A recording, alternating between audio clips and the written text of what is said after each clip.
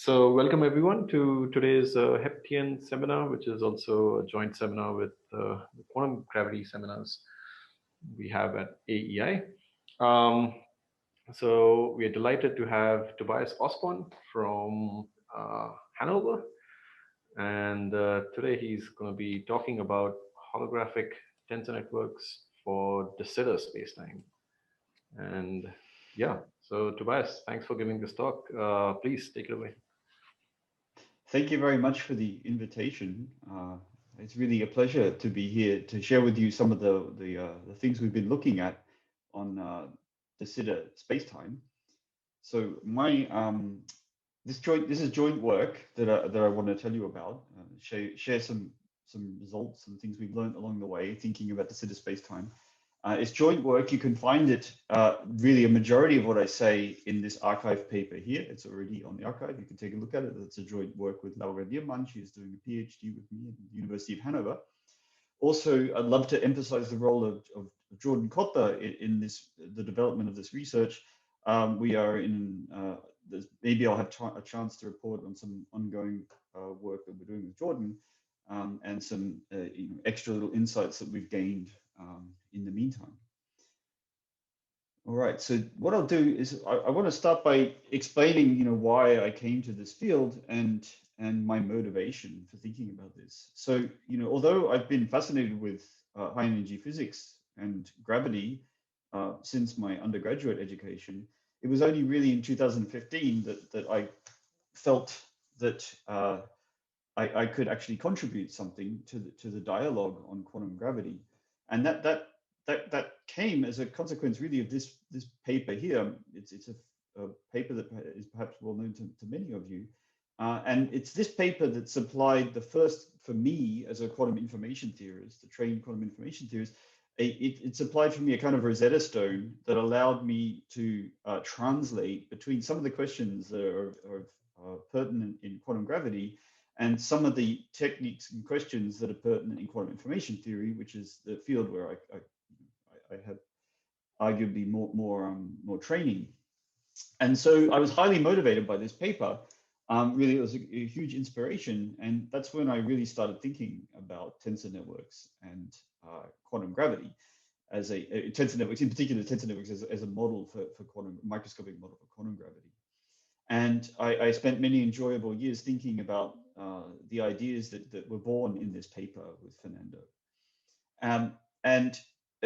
One thing that it was kind of clear from the outset, from even the abstract, right, is that the quantum gravities to which these constructions directly apply are associated with anti-de Sitter spacetime. Now, just as a quick reminder, here's a cartoon of anti-de Sitter spacetime that I'll make reference to. In particular, this is the 2+1 anti-de Sitter spacetime that features also in the Pastalsky-Preskow paper. And in this cartoon, I've drawn a kind of compactified representation of anti-de Sitter spacetime. It pertains to negative curvature. And here I've drawn the time axis vertically. And there's one feature that I want to stress about anti-de Sitter spacetime that will play an extraordinarily important role, or its lack of its feature in de Sitter spacetime, which we'll get to in a minute. And that is that anti-de Sitter spacetime has a boundary. It has a boundary at spatial infinity, and and time goes vertically. So you have degrees of freedom at spatial infinity, and they evolve continuously in time. And this is maybe sort of doesn't look like a profound statement, but it is, because a lot of the quantum mechanical dual models that people have been experimenting with in tensor networks make direct and explicit reference to this, either implicitly or directly. But there's a problem, right? And it's kind of obvious to, I think, almost anyone who works on quantum gravity. So the experimental evidence at the moment favors the hypothesis that the universe is accelerating, the expansion of the universe is accelerating. And therefore, the hypothesis that's really favored by observations at the moment is that the universe isn't asymptotically anti-de Sitter, rather the universe is asymptotically de Sitter. So it sort of curiously, this is maybe a less familiar space-time now for many of you. although I'm sure you've seen it, of course, in loads of contexts. So I want to start right from the beginning and just sort of define everything cleanly. And so I run the risk of patronizing most of you for the first half of this talk. I do apologize, but I hope that it's worth the effort of listening to me patronizing you about the definition of de Sitter spacetime, so that we can start to look at tensor network models for de Sitter spacetime. So, you know, there's this problem, right? You know, a lot of the results, especially in the tensor network literature, that we've obtained in thinking about quantum gravity pertain to anti-de Sitter spacetime. Unfortunately, however, the universe we find ourselves in seems more likely to be something asymptotically de Sitter than anti-de Sitter. And well, what is that? You know, why is that such a big deal? Why am I making such a meal out of this? Well, here's my cartoon of de Sitter spacetime. So 1+1, it's now embedded. I'll go define it properly in a minute. But here's my cartoon of de Sitter spacetime. You take anti-de Sitter, you may be familiar with it, you just sort of rotate it, right? So now time is going vertically in this picture here. And the curvature of the solution is positive. And but there's one feature that's really extraordinarily different between anti-de Sitter and de Sitter, and it's this: de Sitter spacetime has no spatial boundary. And worse, or perhaps more profoundly, I would argue, is that it has only temporal boundaries. There are two temporal boundaries for pure de Sitter spacetime. I won't talk about more complex models, just de Sitter spacetime in this talk. There are two temporal boundaries, one at t is plus infinity and one at t is minus infinity. And that's it. There's no spatial boundary. There are no observables except at the temporal boundaries. And that is profoundly disturbing and profoundly challenging to think about, right? How do we make sense of this? Because our everyday experience, you're listening to me, you're feeling time pass, right? As an observer of this talk. But I'm telling you that the universe we live in has no spatial boundary, and that the only observables are defined at the temporal infinities. So how is it that we perceive time passing at all? I mean, this is just one of many horrible, strange, perplexing mysteries of de Sitter spacetime. Now, I don't pretend to make any real progress on those deep mysteries of de Sitter spacetime. Instead, I want to build on the work, the previous work of many people who've sort of tussled with these problems, and to try and incrementally add some insight from the tensor network perspective. So really, this work follows absolutely in the footsteps of Banks, Witten, Strominger, Busso, and Susskind, and really several other authors who I shamefully don't list here in this sadly incomplete list of references. However, these papers are the ones that influenced me the most. The writings and the thinkings of these authors you'll see very present throughout this whole talk. In particular, I do want to advertise as an absolute complementary talk to my own, the talk of Lenny Susskind. You can find it on YouTube. He gave a talk very recently, a couple of weeks ago, on puzzles with de Sitter spacetime. He has an absolutely, completely complementary and different perspective on the problem. I highly encourage that you take the time also to take a look at his talk. Okay, so that's, you know, by way of introduction, you know, de Sitter is very different to anti-de Sitter, and I want to somehow make sense of that using the language of tensor networks in some way. So here's a quick outline of how the talk's going to go. I'm going to spend a good couple of minutes just reviewing de Sitter spacetime and its definition, so we have that completely clear. Then I will present you the tensor network model for de Sitter that we've developed. Then we want to relate it. Then we'll just take a look at this tensor network model and ask it some questions. What does it tell us? What are the consequences of this tensor network model? And what insights do we gain? And we'll gain some insights, I would argue. We learn a bit about the relationship between information propagation and the cosmological constant. And finally, in the last part of this talk, I'll talk about the action of symmetries on de Sitter spacetime and on the corresponding tensor network. All right, here's de Sitter spacetime. Let's get straight into the definition of this thingy. I've just drawn a cartoon of de Sitter spacetime here. This is probably a cartoon of 1+1 dimensional space, a de Sitter spacetime.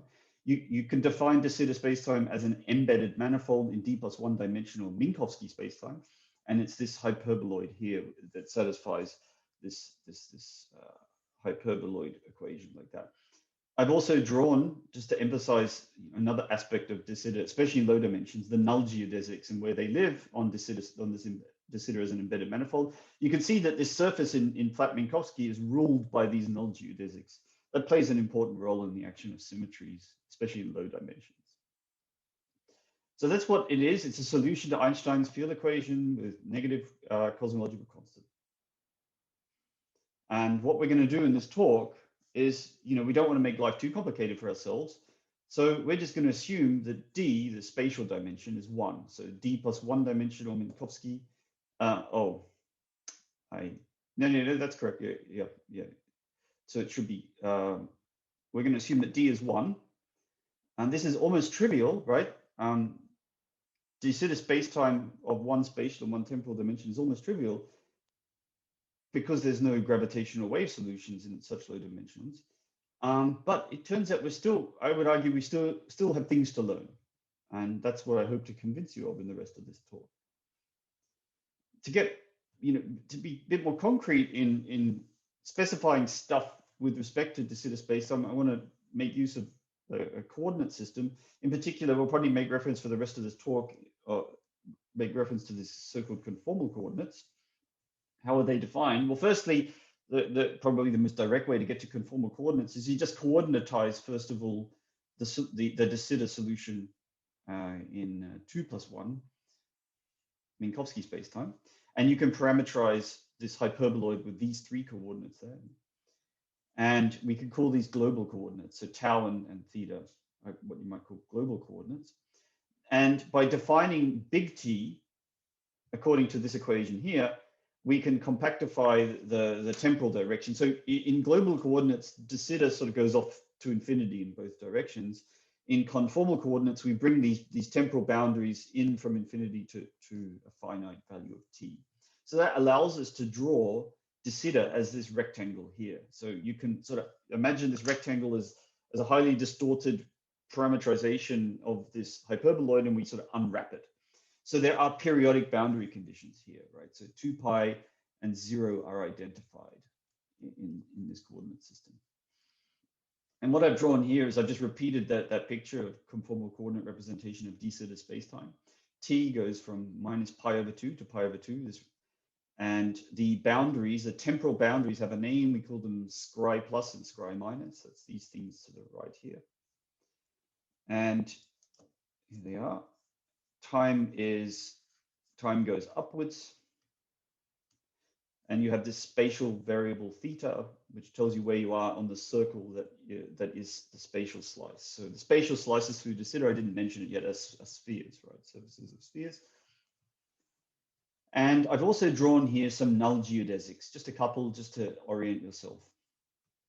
Just a couple of null geodesics I've drawn on this representation of 1 plus 1 dimensional de Sitter spacetime. Now, these particular null geodesics will play a role throughout this talk.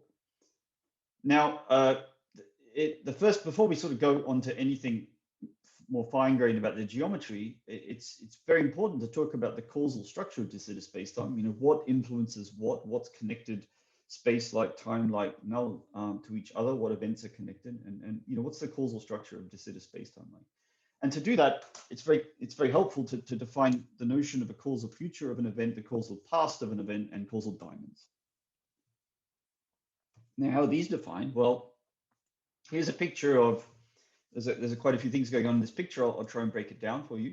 Here's de Sitter spacetime in conformal coordinates. And what I've drawn here is the trajectory of an observer who's carrying out an experiment that commences at some event P in the space-time. So the experiment commences at P, and it's concluded at an event Q in the causal future of this trajectory, or this world line of this observer. And I've drawn several regions in de Sitter space-time defined by this experiment. So in blue here, we have the causal future. So the causal future of the commencement of the experiment, so there's the event P, so this is the causal future of P, is this blue shaded region. It's a triangle and it goes off, reaches out all the way, almost all the way, and covers almost all the temporal infinity. But it doesn't cover all of the temporal boundary. There's a little bit that's not covered by the causal future. There's that little patch there that's not touched. Also, where the experiment is concluded, you can talk about the causal past. So the causal future, by the way, is this J plus here. Oops. And down here, we got the causal past of Q. That's this gray triangle here. It also doesn't cover all of de Sitter spacetime. And in the middle, or the intersection of this causal past and future, is the so-called causal diamond, defined by this experiment. So a causal diamond is the maximal region that an experimenter who begins their experiment at an event P and ends at a Q, the maximal region that can be signaled to and you can expect to get a signal back from in de Sitter spacetime. So causal diamonds playing a very, very important and prominent role in describing the causal structure of de Sitter spacetime. And in particular, we're going to use that in tessellating de Sitter spacetime. So a key, one of the most important things that you need to build a tensor network model of a spacetime, arguably, is you need to somehow break it up into pieces and associate tensors to these pieces. So I call that procedure a little bit improperly, perhaps. I call it tessellating. So in the Pastelsky, Harlow, Preskul, Yoshida Preskul proposal, they take these lovely tessellations of the spatial slices of anti-de Sitter spacetime via these hyperbolic tessellations. Here we want to do the same, but we have some difficulties that de Sitter throws in our way. So the next part of this talk is really arguing, or I'm going to try and, let's see, motivate a particular tessellation of de Sitter spacetime on the basis of these causal structures that I've mentioned so far, of causal diamonds and pasts and futures and so on. Now, there's a principle underlying the construction of any tessellation that I want to emphasize at this point. So if you want to tessellate some kind of geometric space, then it's really critical. When can you have said to have tessellated a space, or space-time, or some geometric figure? Well, you could just sort of say, I hereby declare this to be a tessellation. But I would argue that there's an important principle in selecting out tessellations as being better than other tessellations. And that is that you should really aim to preserve as much of the isometry group of your geometric object as much as possible. That's, I think, a key principle in selecting out a good tessellation versus a potentially bad tessellation. And I present for your, I present as a sort of example of this principle, just tessellating R2, right? R2, the isometry group is this semi-direct product of rotations and translations, this affine group. And we want to tessellate R2. How should we do it? Well, we could do it with a grid. We could tessellate R2 just with this lovely integer grid like that. And when you ask what's the isometries of this grid, then you find out that it's some semi-direct product, no longer of this continuous translation group, but now you've got integer translations left over. So you've lost a lot of isometries that you had before, but you've still got an infinite group of isometries. That should be z to the 2. And R2 is the group of a finite group of reflections and rotations that are left over by choosing this grid. We could have chosen the hexagonal grid, or some other grid, and in each case we would end up with an infinite isometry group that somehow captures some aspects of the original spacetime, but not necessarily all of them. So at this moment, I'll just pause to check if I'm still connected to you, because of course it's difficult to get feedback if we're still connected. Anyone can just tell me if they're hearing me still.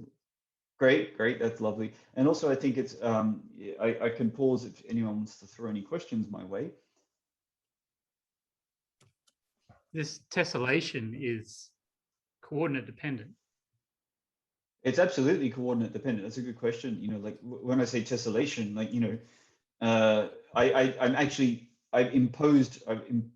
I've assumed some coordinate system, and I've broken things up with respect to that coordinate system. There's no I don't know if it's possible to talk about a coordinate-free tessellation. So I have assumed a distinguished role of some coordinates here in building this tessellation. So covariance, like, is that gone or not necessarily? You're going to lose a lot of, I mean, you lose diffeomorphism invariance, that's for sure. You lose, you break, let me put it another way, right? What I think I'm using isometry, the isometry group as a proxy for coordinate independence. The bigger your isometry group, the more of the coordinate independence you manage to maintain. And so any tessellation must break the full isometry group. You can't get to have all your isometries that you had before.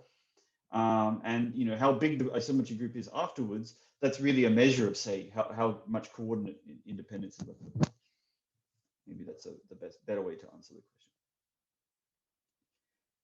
So, okay, with that principle in mind, we'll think, what is it that, according to that principle, we should be therefore looking at the isometry group of de Sitter spacetime, looking for tessellations that preserve this isometry group as much as possible.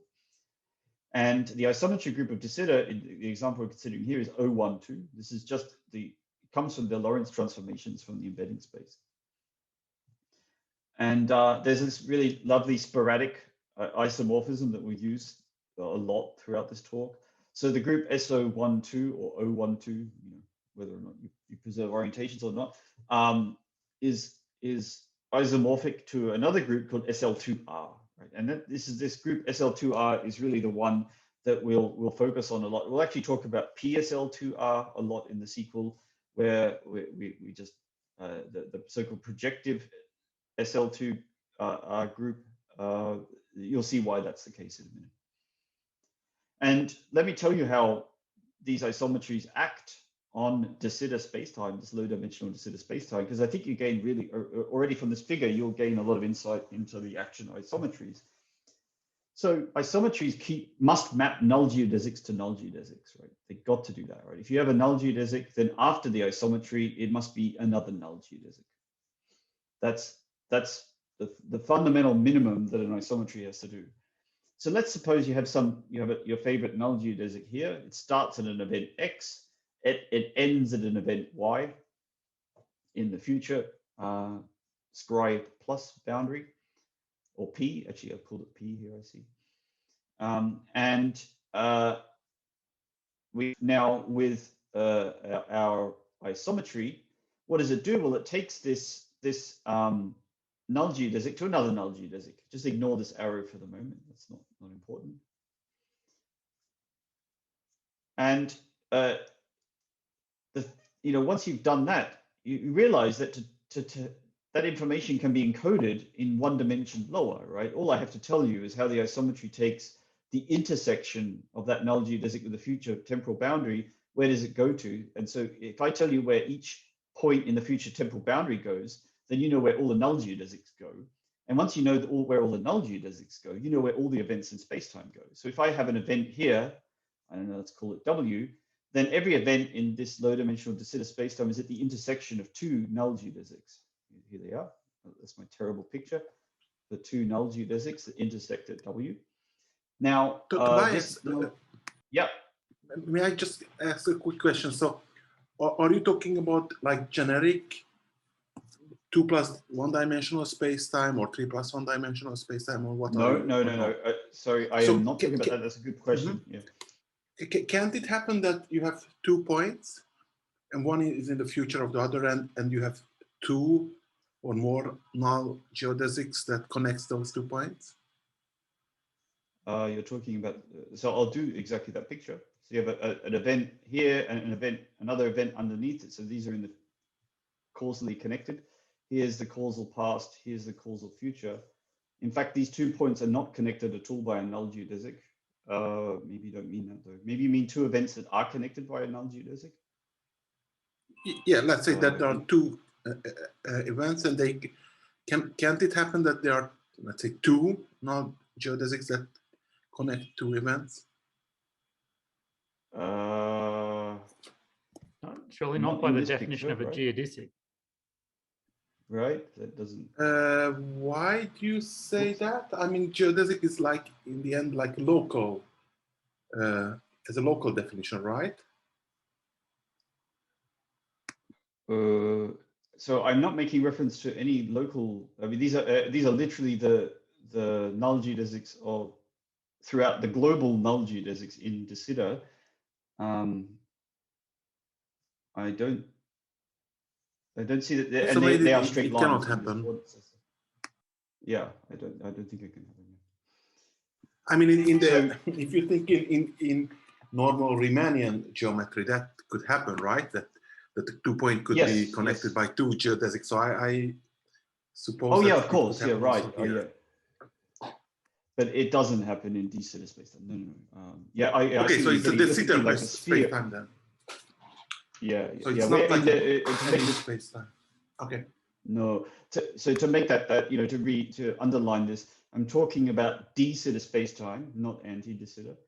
And I'm only talking about 1 + 1 dimensional de Sitter spacetime. I'm not even talking about 2 + 1 dimensional de Sitter spacetime, because in 2 + 1, yeah, things are a bit different. The causals, there are many null geodesics that go through a point. It's a different story altogether. We're really talking about the almost trivial 1 + 1 case here. So where I was at was just explaining to you that although the isometry group 012 looks pretty big, it's all these Lorentz transformations in 3-dimensional Minkowski space, 2 + 1 dimensional Minkowski. Actually, they take null geodesics to null geodesics, and therefore they're defined by a map just on the circle. So this is really a curious fact that plays an important role throughout any discussion of de Sitter spacetime, is that these symmetries are determined by how they act just on the temporal future. So if I tell you how an event in the temporal future is moved to another event on the temporal future by an isometry here with this black arrow, if I tell you how every event is moved on this temporal boundary, then I've already told you how every event in the whole space-time is affected by the isometry. And the reason is that every event in space-time is at the intersection of exactly 2 null geodesics, and those endpoints where they get moved to by the isometry are already determined. So the whole isometry group of de Sitter spacetime is determined by the group of reparametrizations of the circle. And that turns out to be this group here, PSL2R. So that's why this special group of isometries plays such an important role in this talk. Now, with that in mind, I'm now going to present to you a tessellation which does, as what I'd argue, as good a job as possible at preserving this isometry group. So this tessellation is due to Aicardi in 2007. This is a mathematics paper. And it's this tessellation that I'll tell you about is what I'd argue is a candidate for the L = 1 solution of de Sitter. So the de Sitter spacetime where this bottleneck has a radius 1. And here's the tessellation. I'll just draw it for you. So the tessellation is comprised of causal diamonds. So I defined those in the previous slide. And it has this very characteristic structure here. So that's it. I've shown you the tessellation. And for the next couple of minutes, I'll explain how to actually build this tessellation. And there's something very beautiful about this tessellation. It's not invariant under this PSL2R, but it's almost invariant. So it's why I'd argue this captures a lot of the physics of de Sitter spacetime. So how is this this tessellation constructed? Well, here I present to you a hierarchical construction. So the way you do it is you take your de Sitter spacetime and you draw 2 causal diamonds. These are the biggest 2 causal diamonds you can draw, and they're defined simply by a couple of null geodesics that go from antipodal points on these boundary circles.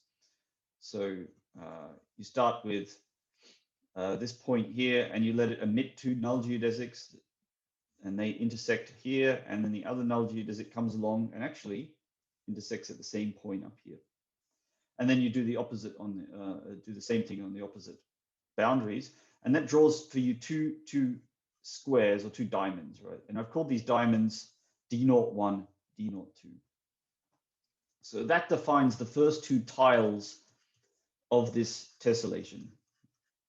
And then you wonder, well, we want some more tiles. We haven't covered all of de Sitter spacetime. Where are we going to get them? Well, what you do is you take the midpoints of these 2 tiles these two endpoints here.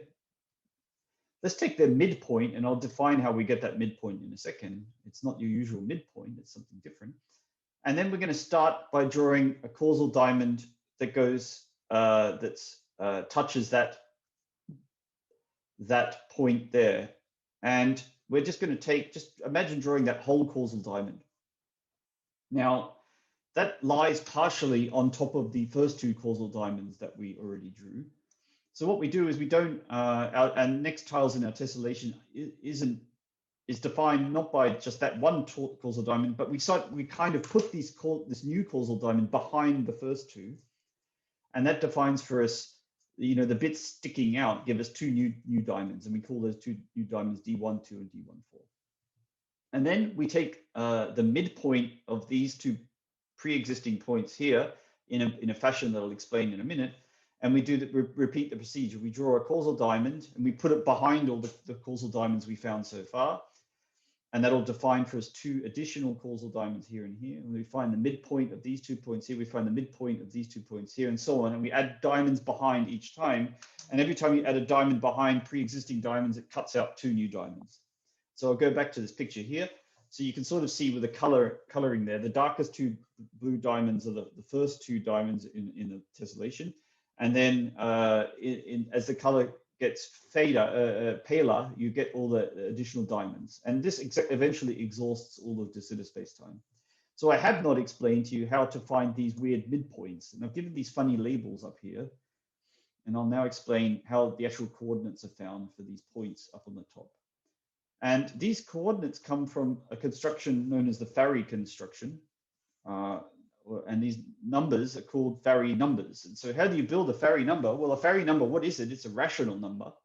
And it's a rational number found by taking the so-called median of two numbers preceding of two rational numbers. So this is called the Farey median. And the way you do it is you take the top part of the fraction, you add them together, and the bottom part, you add them together, and you form a new fraction there. So the Farey median of 0/1 and 1/0 is 1/1. So it's sometimes called the freshman's addition, right? And it's the classic way you make, the classic mistake you make when adding fractions, when you first learn about them. Well, it turns out to be a well-defined operation in mathematics. And so once you've got a couple of rational numbers, you can recursively form their medians. So the median of 0/1 plus 1/1 is 1/2, right? You add the numerators and the denominators separately. And you keep on building medians forever. And what happens is you'll create a list of rational numbers. Here I've drawn them in the negative axis as well.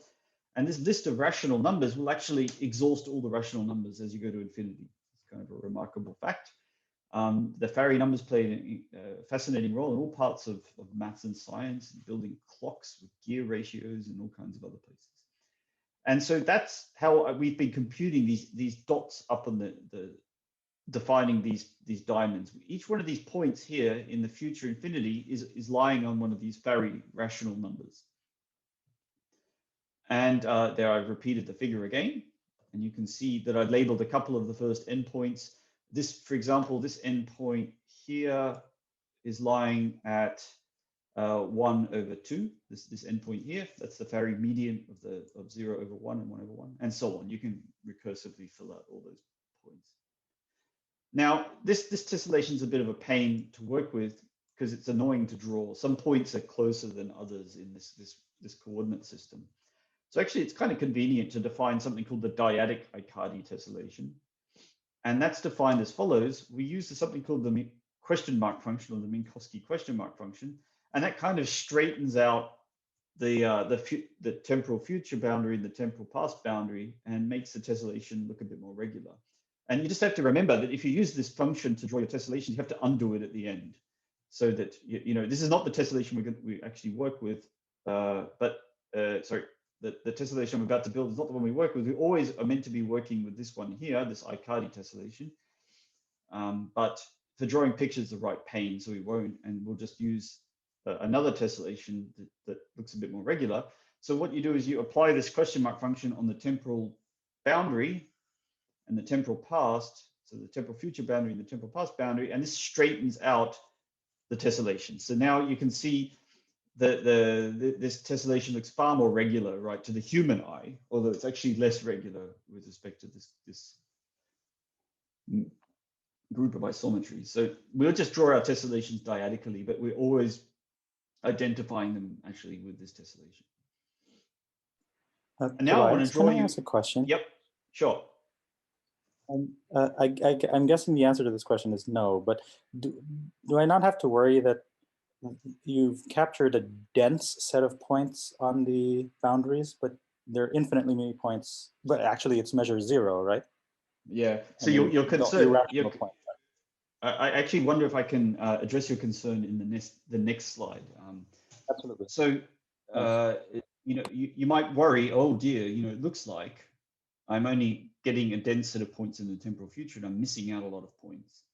Well, I'd argue that the answer is no, we actually do capture this. This is why the conformal coordinate system is a bit non-optimal here, because these 2 points, you know, at the top of a diamond, it looks like it comes together at a point, but actually it's not quite that. Because if you go back to your original coordinate system, this is what the tessellation looks like. So if we go right back to our original tessellation of d-sitter spacetime, original representation of d-sitter spacetime as an embedded manifold in Minkowski space, then I've drawn those causal diamonds. And here you see that they have a much more intuitive explanation now.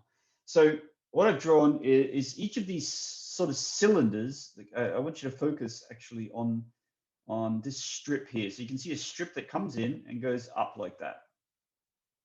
And it comes down like that. So this strip I've just drawn in red, that is none other than that causal diamond here, this one here.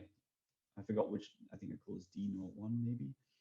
Well, I'll call it D01 now. So that strip, that's the exact representation of that causal diamond back in our original embedded representation of d-sitter spacetime. And then you can see that all these few additional diamonds, they're really strips. So the de Sitter rate, you know, this is the horizon of an observer. This is their static patch, and you can imagine there's an observer that travels along this trajectory here in d-sitter spacetime, and this red strip corresponding to this diamond is exactly their causal patch, what they can see. And now, if you can imagine doing this construction, I'll draw it from the top now. You can see that each diamond actually corresponds to a strip. I've drawn exactly this hyperboloid now from the top. And you can see that each strip corresponds to each diamond in the original representation. And you just fill out all of this hyperboloid recursively. You add in more and more strips, and that'll eventually cover all of d-sitter spacetime. Gotcha. So that's exactly the same tessellation. Okay, now to the isometries, right? I told you there's an important principle that you have to respect when building a tessellation if you really want to somehow capture something of your original spacetime, and that is that you should preserve your isometries. And I've argued that the isometries of d-sitter are captured by SL2R or PSL2R. Now, of course, the tessellation breaks some of these symmetries. But it breaks it in I'd say, as gentle a way as you can get away with. And that is, the tessellation we've built isn't invariant under any subgroup, or except for a really trivial subgroup, but it's almost invariant. And that's a feature that I think you don't really see in anti-de Sitter spacetime, but one that plays a key role in de Sitter spacetime. So it's not invariant anymore under PSL2R, but it's almost invariant under this group PSL2Q. So PSL2R is the group of determinant 1, 2 by 2 matrices over the reals. PSL2Q is a subgroup of that. It's a big subgroup, right? You know, it's an infinite group. And it turns out that PSL2Q is actually equivalent to PSL2Z. This is the group of 2 by 2 matrices with integer determinant, A, B, C, D. A, B, C, and D are in the integers. And so this tessellation isn't invariant under this residual group of isometries, but it's almost invariant. And this is very, very curious how it's actually almost invariant. So it turns out that PSL2Z or PSL2Q equivalently are generated by just 2 transformations and their compositions. One of them is S, in this. So I have to draw these transformations in the dyadic tessellation, so they look a bit different to the representation as functions, but they're the same thing. So how does what is S? S is just the reflection, and sorry, S is just a rotation by pi. So that's the isometry, which takes this point here and then moves it to this point here. It takes this point here and moves it to this point here. So it's a rotation by pi of the spatial cut. And this tessellation is absolutely invariant under that transformation. So there's no, at least one of the generators of this residual group, the tessellation is completely invariant under it. Here's the other generator. This is what it looks like if you compose it with this Minkowski question mark function. It's this weird piecewise linear thing. How does that act on the original tessellation? Well, there's the original tessellation. It takes the point, let's say half, oops. It takes the point, pi, and it maps it to 3/4. So it maps it to that point there and so on. So it's non-linear now. It's actually got breakpoints and stuff. So how does it act on the tessellation? Well, it does this. So it smears, sort of distorts some of these causal diamonds into these funny distorted diamonds. Now, it's not too evident with this representation, but there is a fact, and that is that if you continue this tessellation to infinity, unfortunately, our drawings sort of stopped at generation 3 or 4 here, but you've got to imagine this tessellation goes on forever. If you do that, then you'll see that all except a finite number of tiles are left invariant under this transformation. So although a finite number are distorted, an infinite number are left invariant. So it turns out that's true for every almost isometry in this group. And thus we learn that, that while the tessellation is not invariant under PSL2Z, the residual isometries of de Sitter spacetime, it's almost invariant. And yeah, a key point, of course, is that these two functions generate the whole of that group. So now we've got a tessellation. I'd argue we have a tessellation that captures as much as we can get away with of de Sitter spacetime. Let's try and build some tensor network models. So this is really the easier part now of the talk, because it's almost canonical given the constructions that are already out there. Once you have a tessellation, your hands are tied about what you can do in terms of tensor network models. So here's the recipe. We have this tessellation. What we're going to do is everywhere where a line crosses, we're going to need a tensor. So we see here we got a three valent crossing, and here we got a 4-valent vertex, let's say. So we're going to replace each of these vertices with tensors. So for the 3-valent vertex, we're going to use a 3-legged tensor, right? That seems natural. And for the 4-valent vertex, we're going to take a 4-legged tensor. And thus we replace this tessellation with this tensor network here. So that's already the tensor network representation of ds with de Sitter radius L = 1. That's somehow handed to us by the Aicardi tessellation. Now, there's a couple of conditions that we argue are very natural. One is that this 3-legged tensor V should be an isometry. And the other one is that this 4-legged tensor U should be a unitary operator. So these two conditions come from information considerations, like what do you really you think is going on? So in de Sitter spacetime, it's pulling itself apart, right? As time passes, the whole spacetime pulls itself apart, and new quantum degrees of freedom have to be brought into existence to sort of map onto these new parts of spacetime that have been stretched into existence. And you need this procedure to be coherent with the laws of quantum mechanics.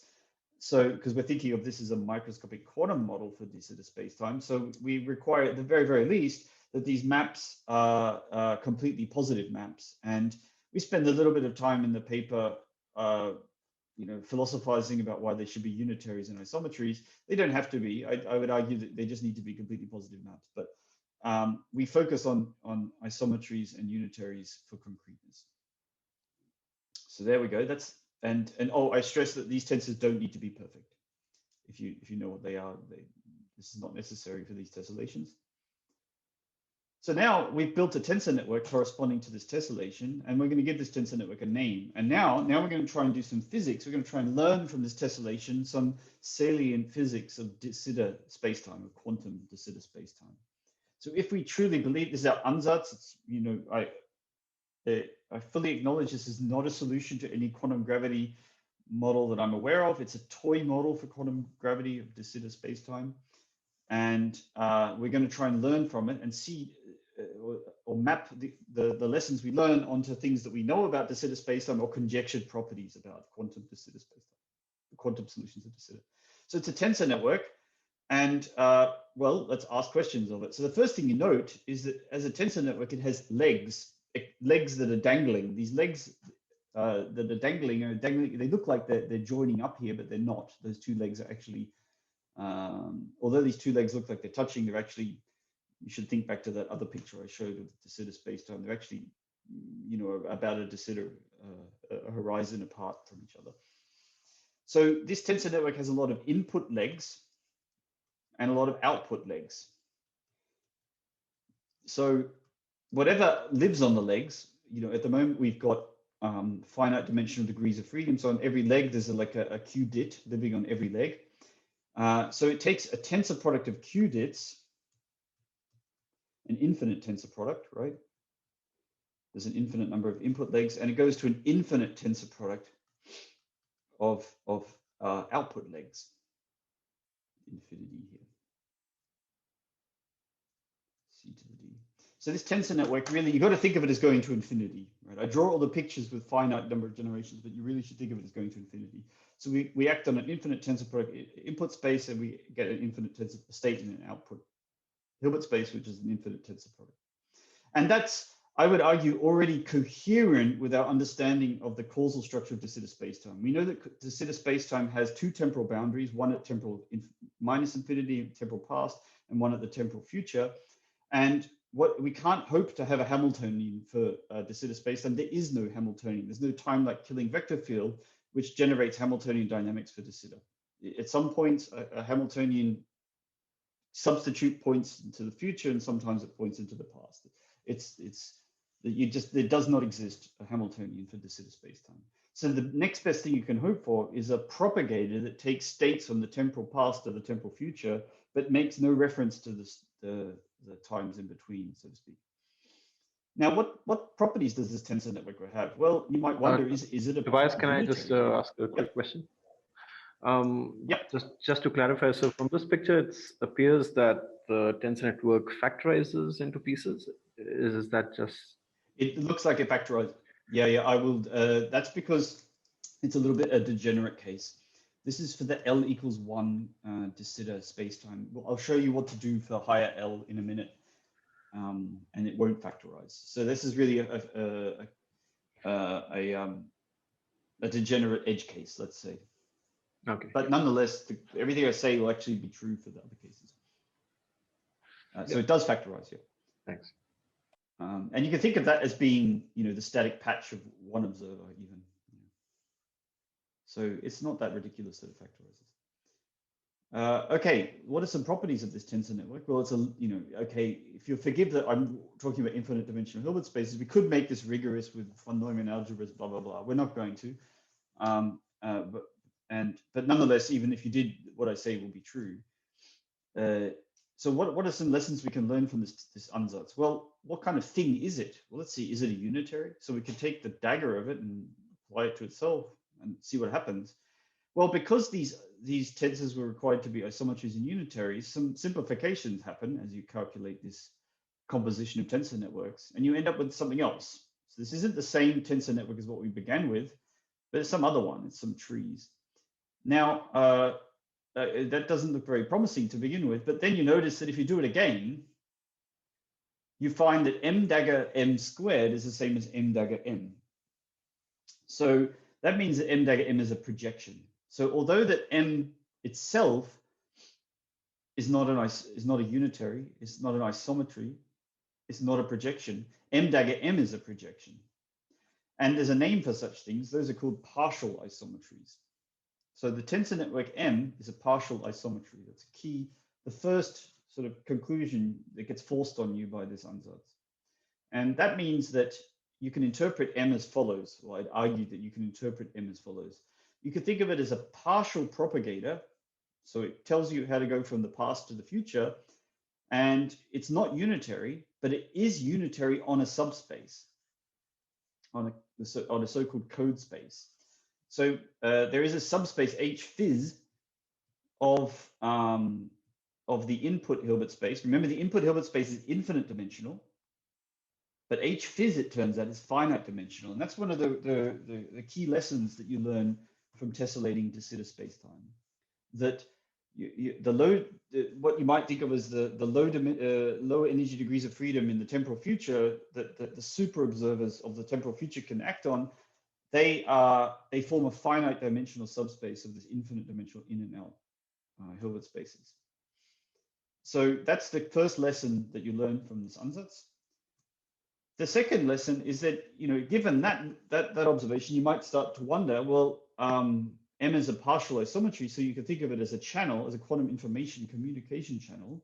What's its communication capacity? How many qubits can we send from the temporal past to the temporal future? And the reason why you think that might not be a big number is this, right? If you look back at M itself is has a bottleneck. Like all these input qubits have to get squished through the bottleneck at T is 0. So there's a bottleneck. And it's clear, even if you have an infinite dimensional input Hilbert space, not all those degrees of freedom can make it through the bottleneck. And so it's natural to ask the question, how much information gets through the bottleneck? So what's the information capacity of this tensor network? Well, to give this this question a little bit more depth, what I now show you is how to build a tensor network for de Sitter spacetimes with larger radii. So I've only showed you the L equals 1 version of de Sitter. Now let's look at larger radii. Remember, de Sitter has this sort of hyperboloid shape, and as this is like the L equals 1 solution, and as L tends to infinity, it becomes more and more like Minkowski space. And so I'm going to propose to you a family of models for de Sitter for increasing radii. And here's how you do it. So you take these original ansatz and you throw in some additional tensors. That's the L equals 2 ansatz. Here's the L equals 4 ansatz. And I think you get the idea for how to go further. And if you look at this, you can see that this ansatz for increasing radius gets more and more like a kind of Minkowski tensor network. So if you wanted to tessellate Minkowski spacetime, the way you should do it is literally with a grid of unitaries like this. There's plenty of papers which argue that point. And so you can think of de Sitter for large radii as kind of like, I'm getting a warning now that I should shut up. So I'm getting mostly to the main point of the talk. You can think of de Sitter, these tensor networks, as kind of like a patch of Minkowski followed by periods of expansion before and after. So that's now our expanded ansatz for de Sitter spacetime. And now you can ask, how much information can you shove through such a network? And the answer is, well, it's proportional, obviously, to this radius, L. And the radius, is proportional to the cosmological constant. So there's a correspondence between how much information you can shove through your de Sitter solution without error.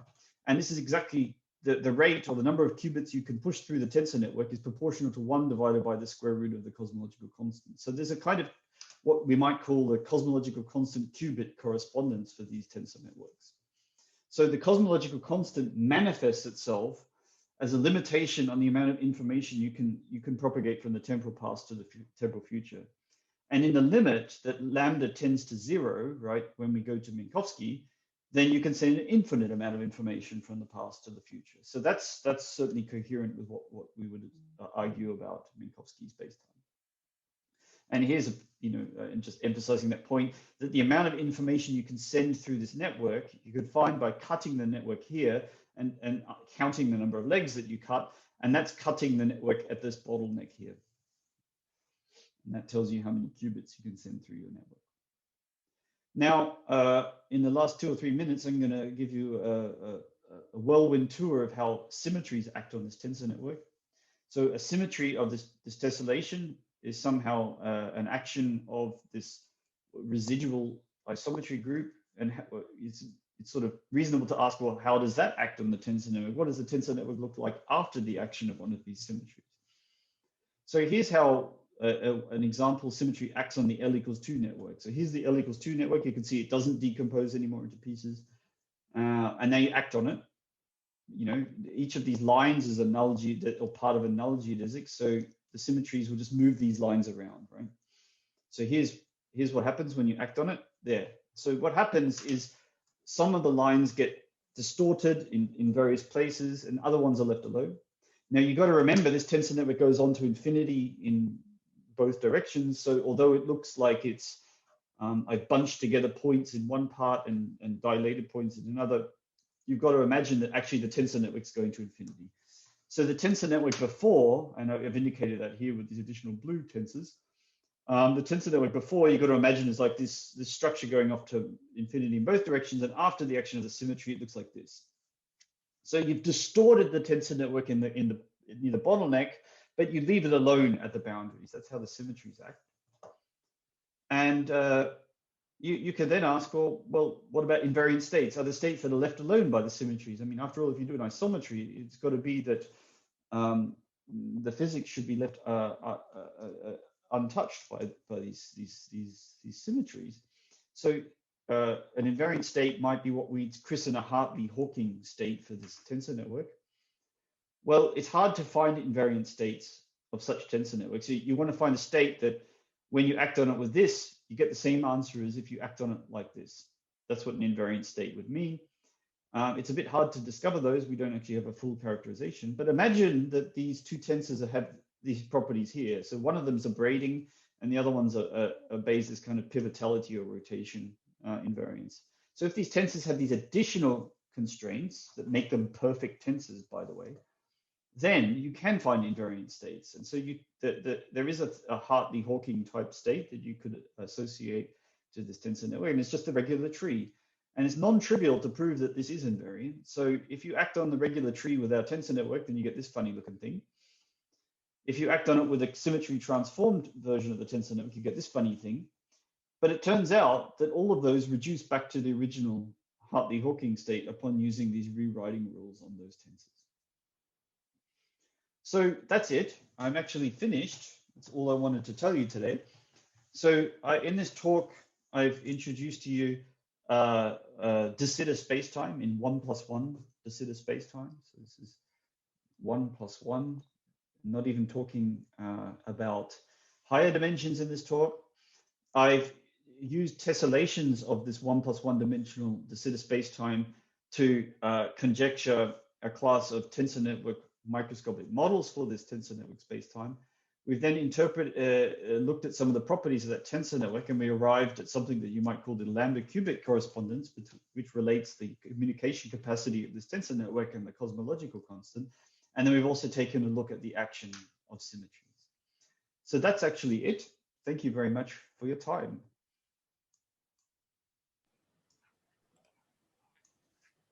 Thanks, Tobias, for this very nice and clear talk. Are there any questions? I have a question. Thank you, Tobias, for the great talk. I'm wondering if your ansatz here is in any way related to the recent work of I think Milstead and of the Renson era. Already. Okay. Is it Yeah, related? Indeed, it seems like they have some also path integral sort of tensor network which corresponds to this sitter. Is there any, or there isn't? There is absolutely a relation. The emphasis is different though in our two work. So here we want to talk about the interpretation of the tensor network as a map from the temporal boundaries, between the boundaries. Whereas in Milstead and Vidal, so what Ash and Giuffre are doing is they're looking at discretizations of the de Sitter path integral. Right. And so there they don't spend so much time on these causal considerations that we spend on in our talk. So they're not I hesitate to say that they're equivalent. I doubt they're equivalent actually, because they don't include these boundaries or the action on the boundaries in the way that we are.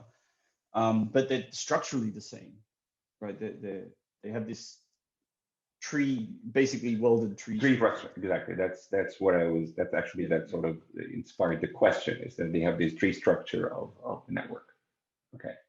Well, absolutely. Thank you. I have a question to these invariant states. So you showed one particular solution, how the individual tensors look like these non-interacting lines and the pivotal property. So do you think these Yes. are the only solutions, or and the other question is there a physical interpretation of this pivotality property? Yes. So do I? Okay. You asked two questions, and they're good questions. I don't know the answer to either of them, to be honest. I'd argue that these two conditions here are what perfect tensor means. So the reason we guessed them, right, is that we knew what a perfect tensor should do with 3 legs and 4 legs. So the braiding there is a perfect tensor, and so is the 3-leg tensor there. So we just tried out these perfect tensors and hoped that it would work, and it did. So but having said that, I have no idea whatsoever what the actual conditions are that would guarantee that these Hartley-Hawking type states are invariant. So I think it's completely open. I have no idea. It just happened to work for these. And the interpretation of pivotality is really just rotation invariance. Thank you.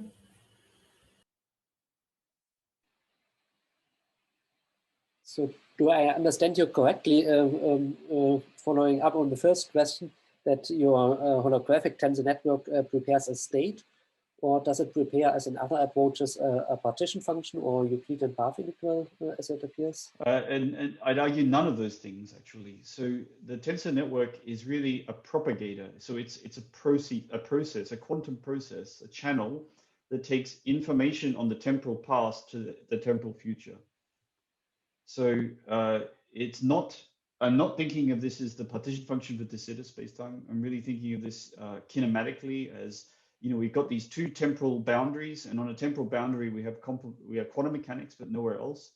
And we'd want to take a state on the input to the output. You know, what does a fluctuation of spacetime look like from the temporal past? What does it look like in the temporal future? And this tensor network does that job. It's a propagator. So that I think of it as a channel. Thank you.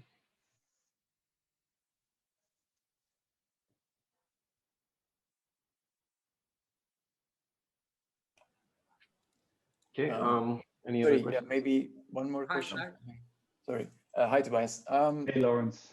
So I'm looking at these two pictures, and I'm thinking of, is there some more category theory underlying this? Because you have a braid, you have something like pivotal structure. Yeah. Well, yeah. Of course, I was at this category conference when we were doing this. So, indeed, I think it's true for any fusion category.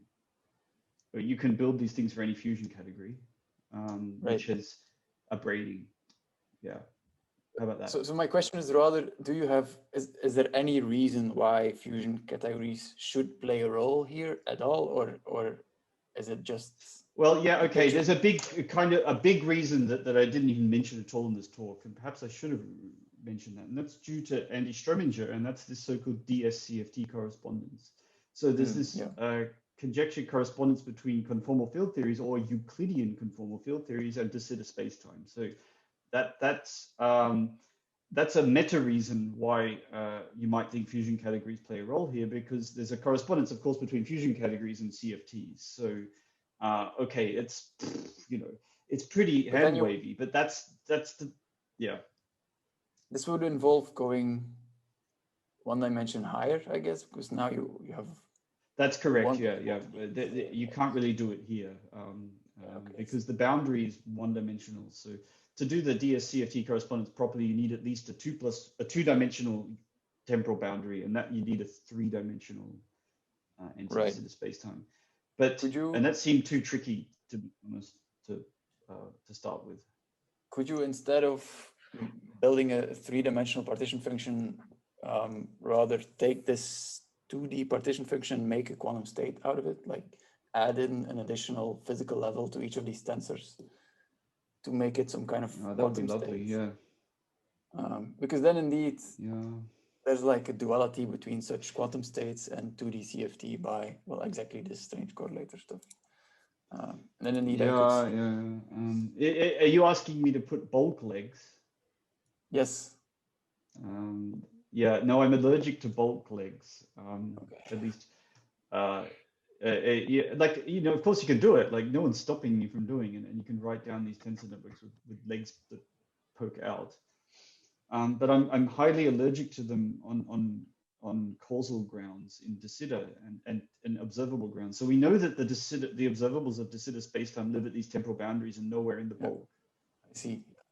And so, I'm concerned about adding these bulk legs. But of course, having said that, these bulk legs could represent a field like, I don't know, a dilaton field. So maybe that's what you should do for this Jacques, tidal point type gravity. You know, it's probably that's the right way to do it. I haven't explored this at all, by the way. Yeah.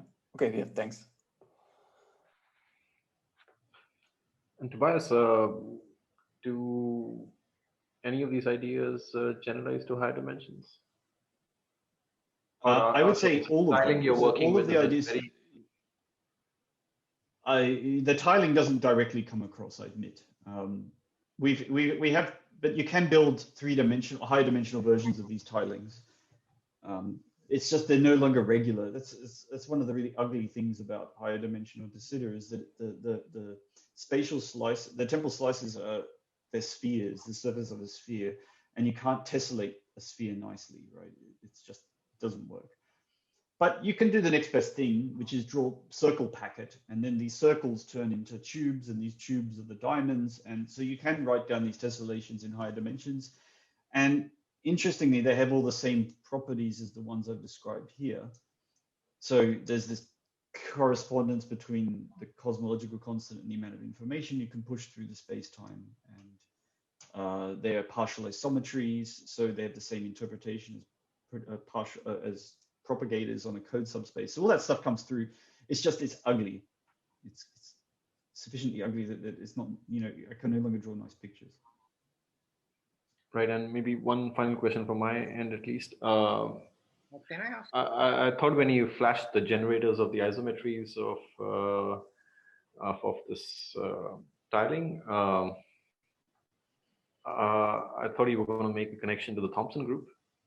Yeah, right. You can, but in a way, so that's sort of out of the starting to get outside of the context of this talk. So the Thomson group might be, I don't know. Yeah, the Thomson group acts on this tessellation, yes, and the Thomson group is like the conformal group, and so that's the beginnings of a DS-CFT type correspondence. But that only works in this lower dimensional setting. In the end, I decided for the interests of this this talk to not go into that rabbit hole. We do it in our paper a bit, but these are the generators of the Thomson group. These two, they are the generators of the PSL2Z subgroup of the Thomson group. So the Thomson group has a third generator, and that's this, I don't know how you want to call it, A, B, or C, depending on A or B, depending on which basis. So yeah, to get the Thomson group, you need a third generator, and we don't actually have that here. We only have two.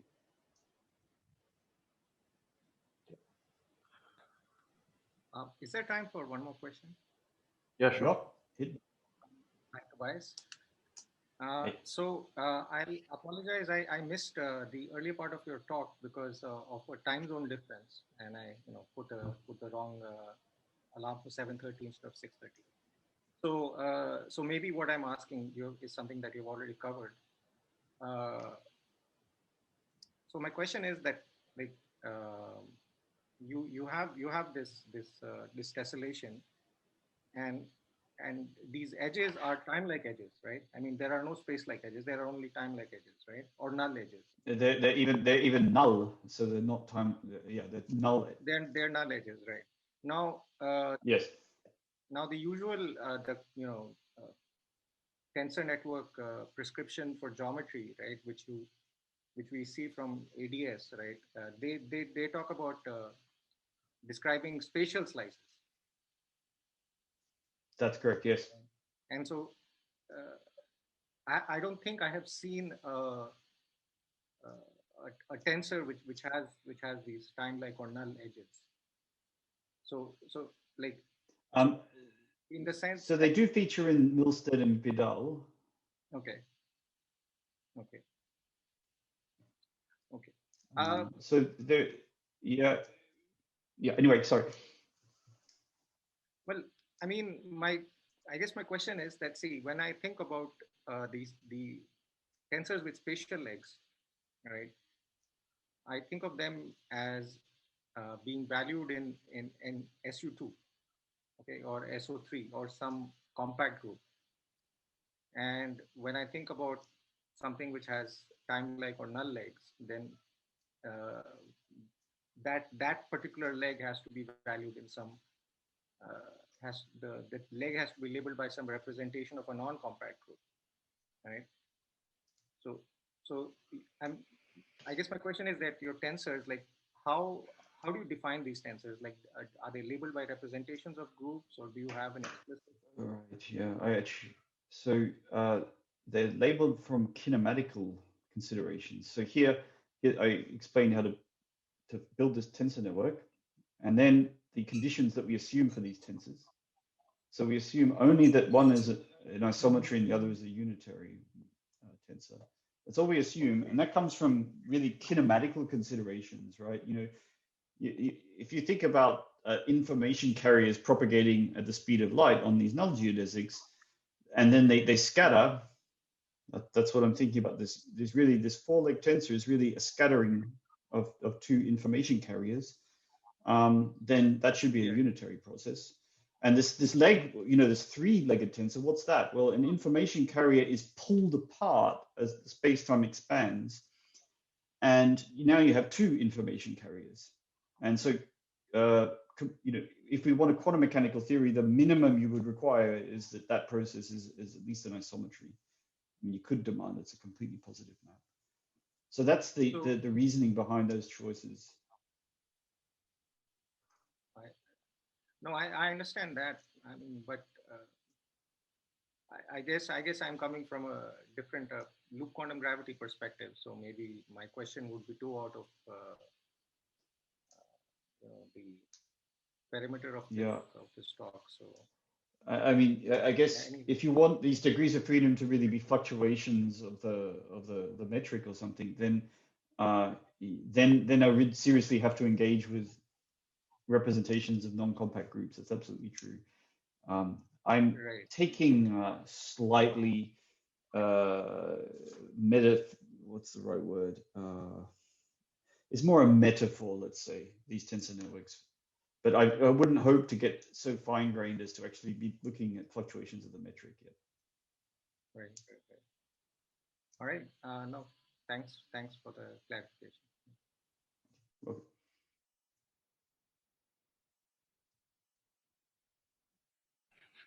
Any other questions? Well, if not, just want to thank Tobias again for this very nice and entertaining talk, in fact.